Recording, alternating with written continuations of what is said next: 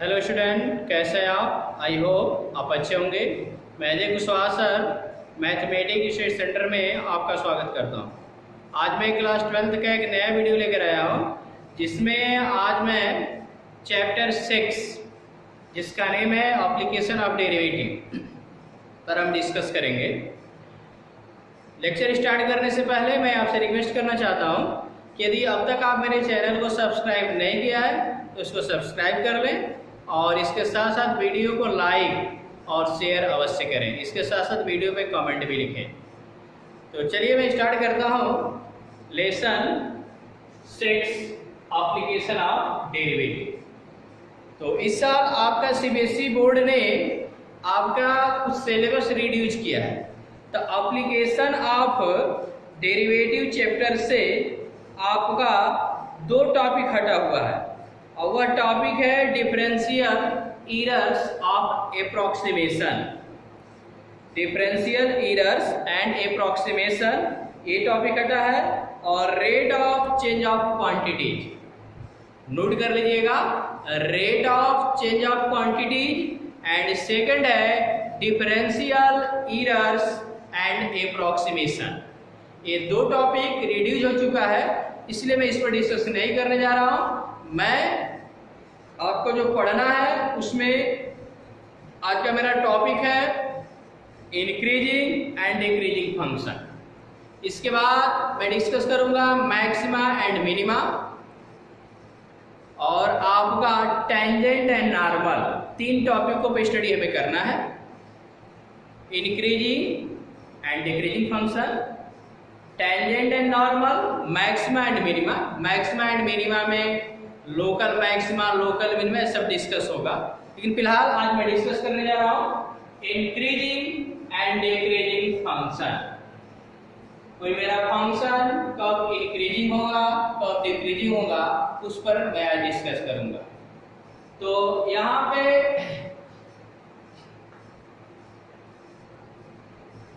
ये increasing and decreasing ये मेरा आज का टॉपिक है।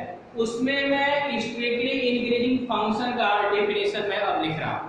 तो स्ट्रिक्टली इंक्रीजिंग फंक्शन का डेफिनेशन मैंने लिखा हुआ है, a function f(x) is said to be a strictly increasing function over its domain D if for all x1 x2 belongs D, then x1 less than x2। यहाँ पे x1 और x2 आपके function, जो मेरा फंक्शन है उस domain के 2 element है, और उसमें इस तरह का रिलेशन है कि x1 छोटा है x2 से। तो ये इंप्लाइज करता है कि f(x1) less than f(x2), f(x1) less than f(x2), तो मेरा दिया गया फंक्शन स्ट्रिक्टली इंक्रीजिंग फंक्शन होगा। अब इसमें इस इंक्रीजिंग फंक्शन 2 तरह का होता है, स्ट्रिक्टली इंक्रीजिंग फंक्शन और इंक्रीजिंग फंक्शन। तो स्ट्रिक्टली इंक्रीजिंग फंक्शन का डेफिनेशन ऊपर है, नीचे increasing function a function f(f) is said to be increasing function over its domain if for all x1 x2 belongs to D। इसके बाद पुनः यहाँ पे कंडीशन लिया गया x1 less than x2, so this implies f(x1) less or equal f(x2)। Strictly increasing और increasing function में difference एक है कि f(x1) का मान f(x2) से छोटा होगा, और यहाँ पे भी f(x1) और f(x2) का मान इक्वल भी हो सकता है। यही हमारा डिफरेंस है। इसका ग्राफ भी आप देख सकते हैं। स्ट्रिक्टली इंक्रीजिंग फंक्शन का मतलब ये है कि y = f(x) मेरा फंक्शन है, तो x का वैल्यू यदि आप बढ़ते हुए क्रम में रख रहे हैं, मैंने x का मान आप धीरे धीरे बढ़ा रहे हो, तो y का वैल्यू भी क्या करें, इंक्रीज करें। x का वैल्यू आप बढ़ा रहे हो तो y का वैल्यू भी इंक्रीज करना चाहिए। अब इसका आप ग्राफ देख सकते हैं।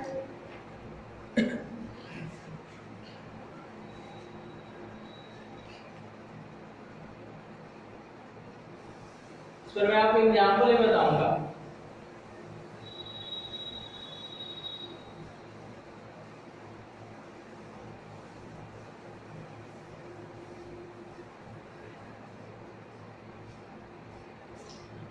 अब इसका पहले ग्राफ देखो। इंक्रीजिंग फंक्शन का ग्राफ। मान लो y fx ये मेरा फंक्शन, तो y इस तरह भी लिख सकते हो, जैसे मान लो 2x + 3 दिया है, y 2x + 3, तो y 2x + 3 क्या है, linear equation in two variable के फॉर्म में। तो linear equation in two variable का ग्राफ क्या होता है, लाइन होता है कि नहीं होता है। तो आप चाहेंगे जैसे मान लो ये मेरा ये ग्राफ, सॉरी ये मेरा ग्राफ। अभी बताओ यहाँ पे अब इधर x का अगर धीरे धीरे बढ़ेगा तो इधर y पर बढ़ रहा है कि नहीं बढ़ रहा है। तो मान लो यहाँ पे आप x आप रखते हो, इसमें 1 रखोगे तो y का वैल्यू क्या आया, 1 रखेंगे तो 5 आएगा, क्या आएगा। तो मान लो कि ये मेरा जो पॉइंट है 1 5 है। अब x 2 यदि रखोगे तो y क्या आएगा, 4 और 3 यानी 7। तब ये आपका ये जो है x 1 है, यहाँ पे मान लो x 2 है, तो 2 पे y क्या है 7, यहाँ से ये हमारा 2 और 7 आएगा।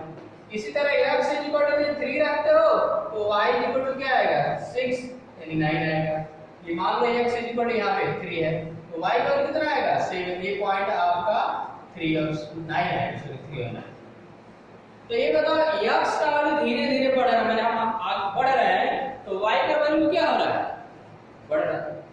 तो कहने का मतलब इंक्रीजिंग या ये मेरा स्ट्रेटली इंक्रीजिंग फंक्शन है, और इंक्रीजिंग फंक्शन में क्या होता है, ये स्ट्रिक्टली है और भी इसका ग्राफ हो सकता है। जैसे मान लीजिए मेरा एक कोई कर्व ग्रुप है, ये तो मेरी लाइन थी, मेरा कर्व ग्रुप है, तो x का मान आप इधर बढ़ोगे तो y का मान भी क्या धीरे धीरे बढ़ेगा। ये मेरा स्ट्रिक्टली इंक्रीजिंग फंक्शन है।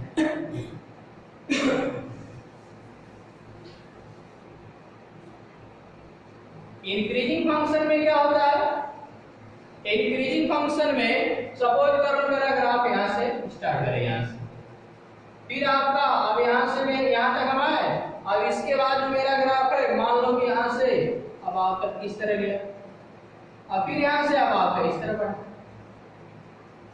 आपका यहाँ पर क्या हो रहा है, यहाँ पे आपका x का मान कुछ x 0 है तो y का मान कुछ मान लो हमारा 0 3 है।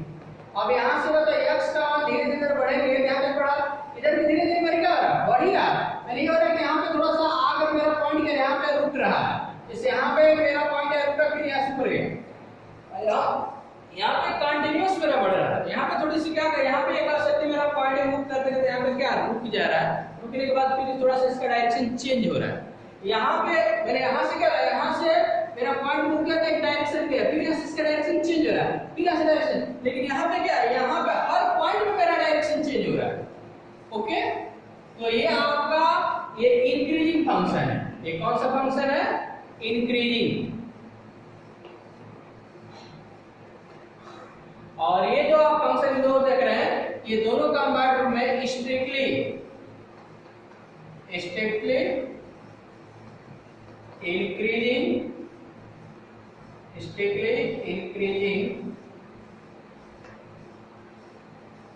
फंक्शन। ओके, ये स्ट्रिक्टली इंक्रीजिंग फंक्शन है और ये इंक्रीजिंग फंक्शन। अब इस पर आप एक एग्जांपल देख सकते हो, उसके बाद मैं डिक्रीजिंग फंक्शन पे बात करूंगा। तो इंक्रीजिंग फंक्शन पे एक मैं क्वेश्चन लिख रहा हूं, उस क्वेश्चन को देखिए। और मैं इंक्रीजिंग फंक्शन, कोई फंक्शन मेरा कब इंक्रीजिंग होगा कब डिक्रीजिंग होगा, उसके लिए फर्स्ट डेरिवेटिव टेस्ट है, सेकेंड डेरिवेटिव भी टेस्ट होता है, वो मैं आपको बताऊंगा। तो पहले दोनों डिक्रीजिंग फंक्शन का भी डेफिनेशन देखिए। तो पहले मैं एक एग्जांपल बता रहा हूं, इंक्रीजिंग फंक्शन पे आपका एक एग्जांपल।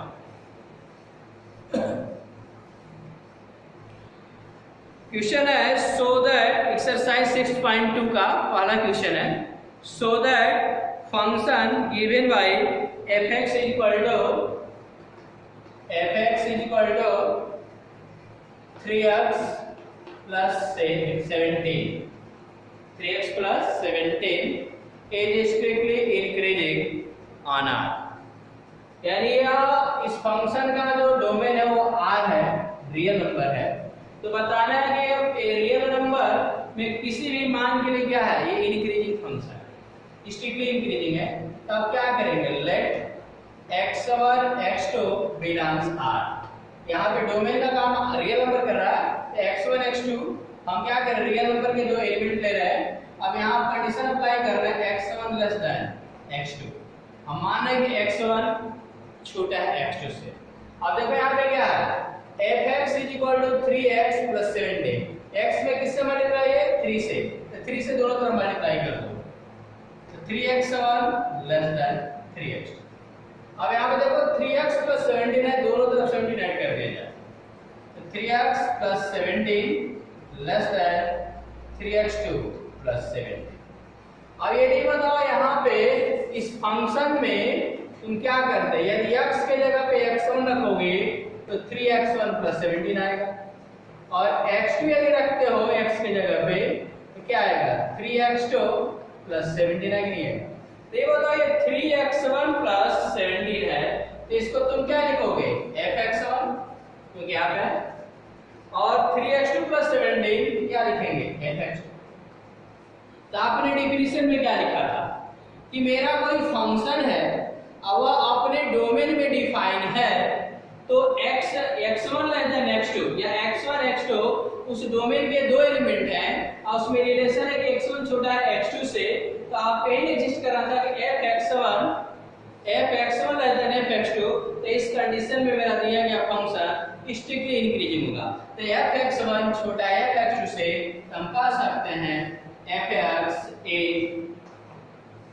is strictly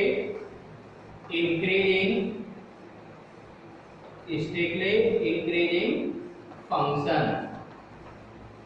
ओके, अब मैं डिस्कस करने जा रहा हूं डिक्रीजिंग फंक्शन। देखिए डिक्रीजिंग फंक्शन क्या होता है उसको देखिए।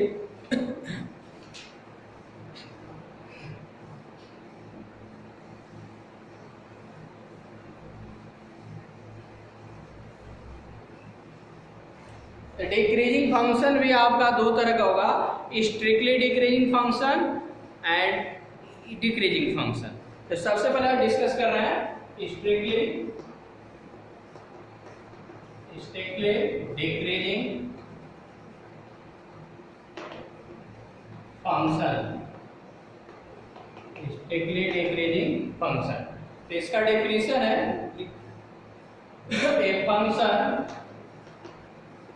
A function fx is said to be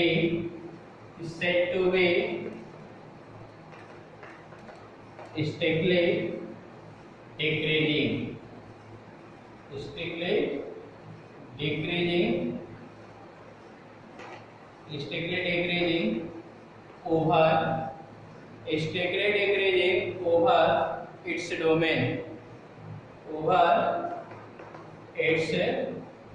domain, strictly a function f is said to be strictly decreasing over its domain D if for all x1 x2 belongs D, then x1 less than x2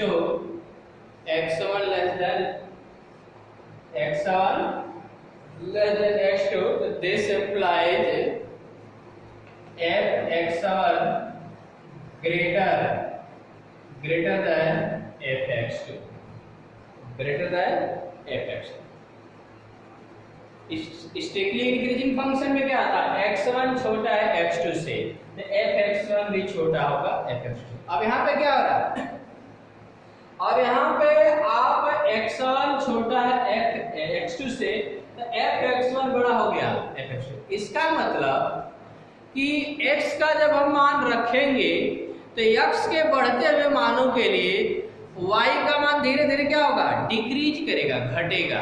यानी x का मान बढ़ाते जाओ तो y का मान धीरे धीरे घटे, क्योंकि आप फंक्शन में जब x1 डोमेन का रखोगे तो fx1 क्या होता है, ये y का वैल्यू होता है।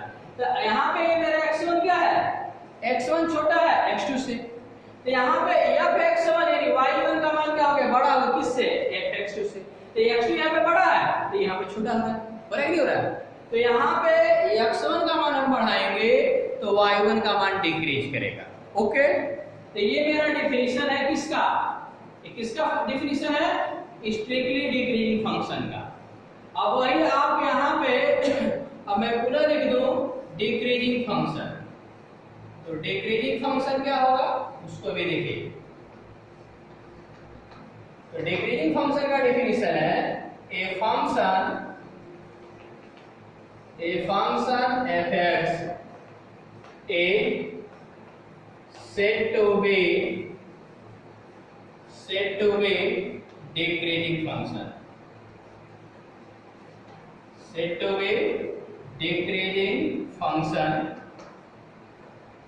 if decreasing function over its domain D, if for all x1 x2 belongs D, x1 x2 belongs D, then x1 less than x2, so f x2 greater or equal f x2। मैंने यहाँ पे इस increasing function में आपका greater और equal लगता है और स्ट्रिक्टली डिक्रीजिंग में ग्रेटर देन का सिंबल है, ये डिफरेंस है और ज्यादा का डिफरेंस नहीं। मैंने मेरा कोई फंक्शन स्ट्रिक्टली डिक्रीजिंग है तो डोमेन के दो एलिमेंट लें x1 और x2, तो उसके बाद जब एक आप फंक्शन में x1 रखोगे तो y1 का वैल्यू आएगा, ये आपका y1 ही है, और उसी फंक्शन में x2 रखोगे ये y2 का वैल्यू है। तो आपका y1 बड़ा हो जाए y2 से तो आपका स्ट्रिक्टली डिक्रीजिंग, या y1 बड़ा है y2 से या उसके इक्वल है, ये डिक्रीजिंग फंक्शन। इसका भी आप ग्राफ देखिए।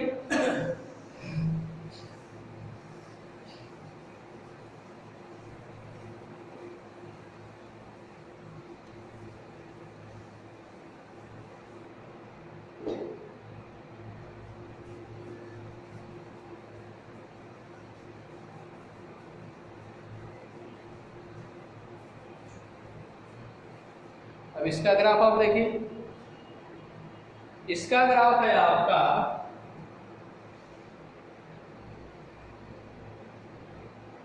अब मान लो ये मेरा ग्राफ आ रहा है।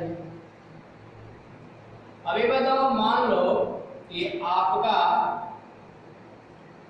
y इक्वल टू आपका, इधर मैं लिख रहा हूं y equal to 1 by x, x does not is equal to 0। अब ये बताओ x का मान यदि मैं x ये ना हो तो आप ना तो वह नहीं रखी, x का मान यदि मैं -3 रखता तो क्या आएगा -1/3। अभी बताइए x का वैल्यू क्या रखा गया, x का वैल्यू ये -1 -2 -3 -4, तो x का वैल्यू -3 रखा जाएगा। x का वैल्यू मैं क्या रख रहा हूं, x का वैल्यू -3 रखेंगे तो y का वैल्यू -1/3 आएगा।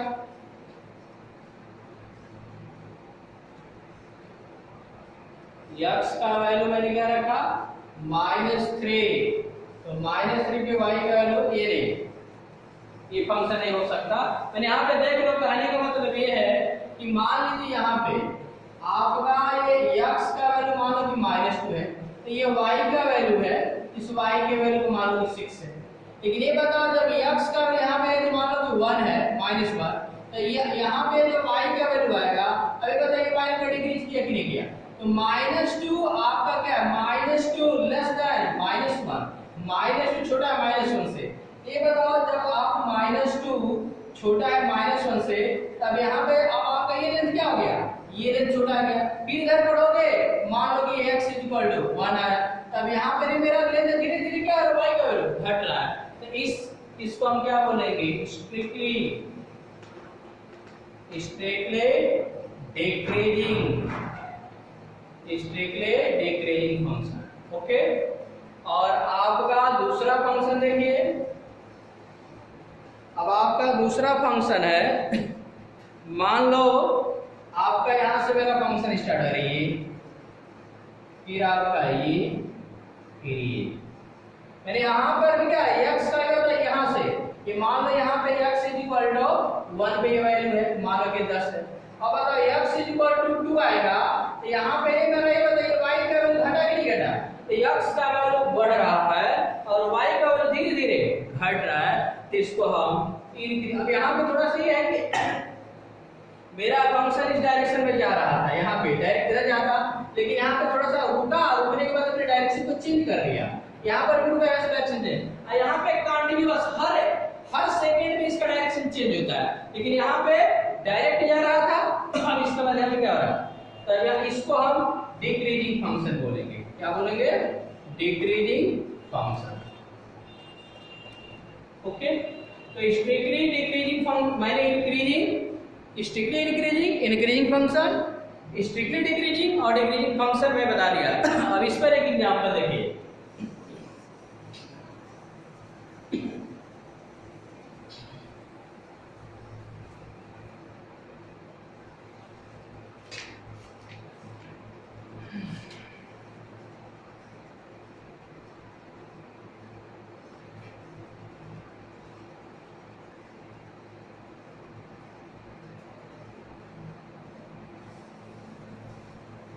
f(x) is equal to -2x plus 5, ये मेरा फंक्शन है।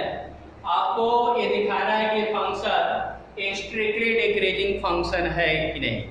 तो देखिए, और ये मेरा फंक्शन रियल नंबर से रियल नंबर में डिफाइन है, f from r to r। तो आप क्या करेंगे, आप कंसीडर करोगे let x1 x2 belongs r, x1 x2 belongs r, और यहाँ पे कंसीडर करेंगे x1 लेस देन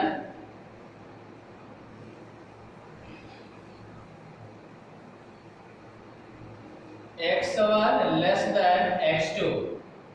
अब यहाँ पे देखो आपका क्या दिया है उसको देखिए।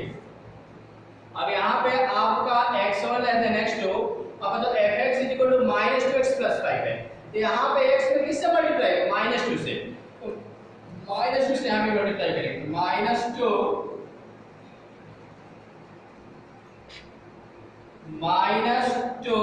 x1 less than -2x2। लेकिन यहाँ पे देखिए, यहाँ पे इनइक्वालिटी का सिंबल लगा हुआ है। जैसे मान लो मैं कहूँ कि 2 लेस देन 3, तो मैं माइनस से मल्टीप्लाई कर दूं, -1 into 3 लेस देन -1 into 3, तो -2 लेस देन -3। ये तो गलत है क्योंकि -3 छोटा होता है -2 से। तो इसका मतलब कि इनइक्वालिटी का सिंबल लगा हुआ है और माइनस नंबर से, माइनस से नेगेटिव नंबर से भी मल्टीप्लाई किया जाए तो इनइक्वालिटी का सिंबल चेंज हो जाएगा, यानी लेस देन है तो ग्रेटर देन का सिंबल हो जाएगा। तो -2x1 ग्रेटर देन -2x। इसके बाद आप प्लस यहाँ 5 है तो 5 दोनों तो ऐड कर दीजिए, तो -2x1 plus 5 greater than -2x2 और प्लस 5। अब बताओ इसमें x के जगह पे x1 रखोगे तो fx1 -2x1 प्लस 5, तो ये जो आपका है ये fx1 हो जाएगा। तो fx1 ग्रेटर देन ये आपका fx2। तो आपका x1 छोटा था x2 से, आपने प्रूव कर दिया fx1 ग्रेटर देन fx2। इसका मतलब fx